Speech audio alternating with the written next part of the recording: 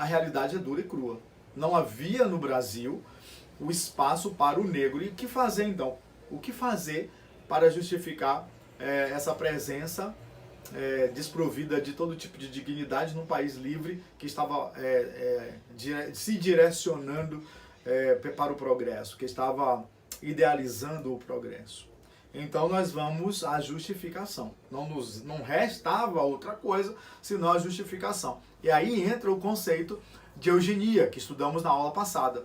As teorias de eugenia que hierarquiza as raças. Essas teorias, aí você pode visitar a nossa aula número 2, quando trabalhamos o mito da democracia racial, trabalhamos essas três teorias. Não é? Trabalhamos as duas teorias, a teoria da eugenia, do branqueamento e a política de imigração. Então só é dar uma visitadinha lá, você que está chegando, que você consegue encontrar na aula 2 e acompanhar perfeitamente esse raciocínio.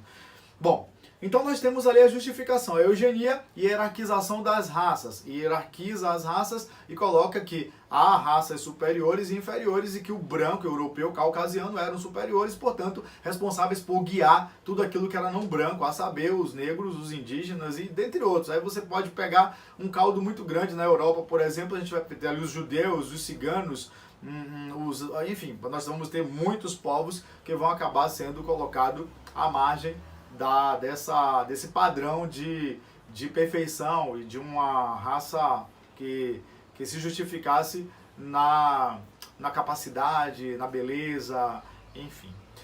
E aí a eugenia serve como uma teoria do branqueamento, uma teoria que vai desembocar numa outra, que é o do branqueamento. Então, os intelectuais da época acreditavam no branqueamento da nação, acreditavam que exatamente por causa dessa hierarquia das raças, o fator branco tinha os genes mais fortes e iria sobreexistir, ou iria sobrepor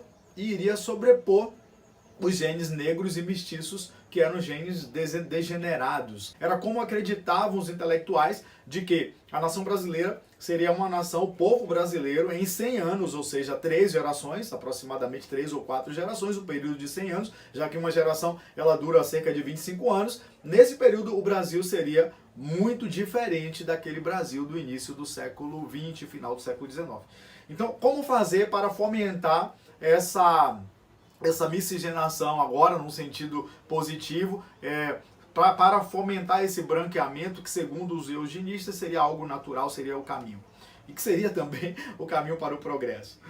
Aí eles abriram, então, a política de imigração. A política de imigração foi a chegada de italianos, espanhóis, europeus brancos, alemães, enfim, que vieram para o Brasil como colonos. E o objetivo era que essa população se misturasse à população negra e embranqueasse a população.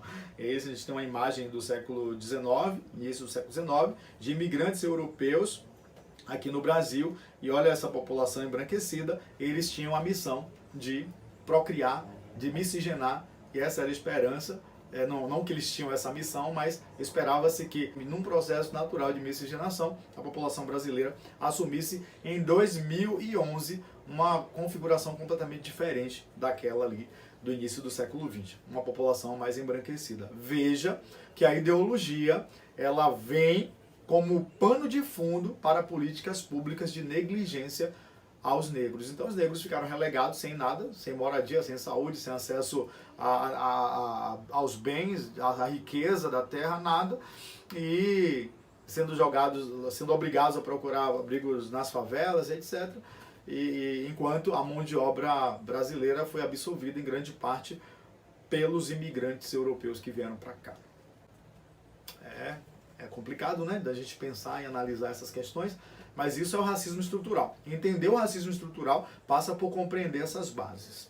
Então chegamos ao nosso final. Espero que você tenha gostado, espero que vocês tenham entendido, que tenham gostado do conteúdo, que tenham aprendido um pouco mais. Esse é o objetivo do curso, é que a gente possa estar aqui dividindo.